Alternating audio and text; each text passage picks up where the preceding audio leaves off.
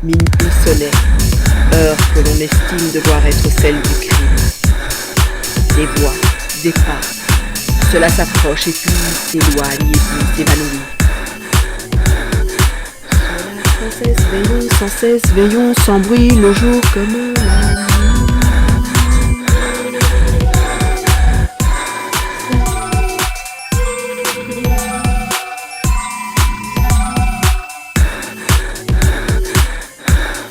Et les lanternes, et les pics qui s'entrechoquent. Les alentours sont déserts de la villa au volet vert. Un coup de sifflet. Pas de ronde de nuit qui passe, car nous sommes en l'an de grâce 1898. Au 12e coup de la 12e heure, voici paraître les 3 cambrioleurs. L'un d'eux, amant de quelques filles de service, a pris l'occasion propice. La mère qui se meurt, le père n'est pas là. Jean, le vieux serviteur souffrant, dut laisser seul l'aïeul près du berceau de la petite Anna. De sa gourmandise, rien à craindre non plus de la chaîne marquise. La boulette contenait un subtil poison. Mais un mur a soudain dressé sa barricade, opposant à toute escalade, monstrueuse et formidable hérisson, sa crête, qu'incrustés hérissent des tessons. De cet obstacle au moins que nul ne se soucie, dit le premier gredin, car j'en aurai raison. Nous serez-nous cruels, tessons des bouteilles ménies? Souvenez-vous en votre compagnie avec de belles filles et de joyeux garçons, comme gaiement nous vous vivions lorsque je gaspillais l'ancestrale fortune. Mais les bouteilles restent sévères sous la nuit. Et voici le second vaurien à son tour implore et s'écrie: Quoi, mon profil ne vous dit rien? Rappelez-vous, j'étais le pharmacien. Oui, le colore et s'écrie. Quoi, mon profil ne vous dit rien? Rappelez-vous, j'étais le pharmacien. Oui, le commerce n'allait pas. Ma pharmacie était tombée à rien du tout.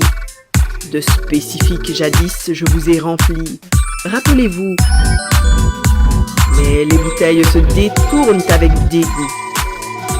Alors le troisième a dit: Moi, je ne fus ni un pharmacien ni un bourgeois, mais je le proclame sans honte, socialiste, rien de plus.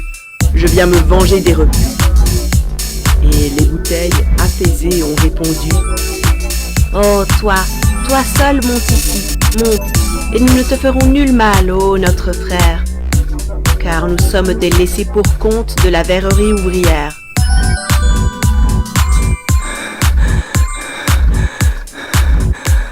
Minuit sonnait, heure que l'on estime devoir être celle du crime. Des voix, des pas, cela s'approche et puis s'éloigne et puis s'évanouit. Sans cesse veillons, sans bruit, le jour comme la nuit.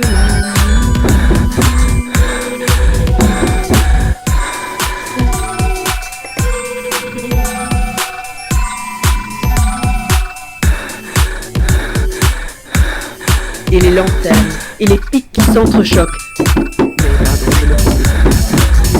Tous les alentours sont déserts de la villa au volet vert. Un coup de sifflet. Pas de ronde de nuit qui passe, car nous sommes en l'an de grâce 1898. Au 12e coup de la 12e heure, voici paraître les 3 cambrioleurs. L'un d'eux, amant de quelques filles de service, a pris l'occasion propice. La mère qui se meurt, le père n'est pas là. Jean, le vieux serviteur souffrant, dut laisser seul l'aïeul près du berceau de la petite Anna. Victime de sa gourmandise, rien à craindre non plus de la chaîne marquise. La boulette contenait un subtil poison. Mais un mur a soudain dressé sa barricade, opposant à toute escalade, monstrueuse et formidable hérisson, sa crête, qu'incrustés hérissent des tessons. De cet obstacle au moins que nul ne se soucie, dit le premier gredin, car j'en aurai raison. Nous serez-nous cruels, tessons, caissons des bouteilles ménies. Souvenez-vous en votre compagnie avec de belles filles et de joyeux garçons, comme gaiement nous vous vivions lorsque je gaspillais l'ancestrale fortune. Mais les bouteilles restent sévères sous la nuit. Et voici le second vaurien à son tour implore et s'écrie: moi, mon profil ne vous dit rien? Rappelez-vous, j'étais le pharmacien. Oui, le commerce n'allait pas. Ma pharmacie était tombée à rien du tout. De spécifiques jadis, je vous ai rempli. Rappelez-vous. Mais les bouteilles se détournent avec dégoût.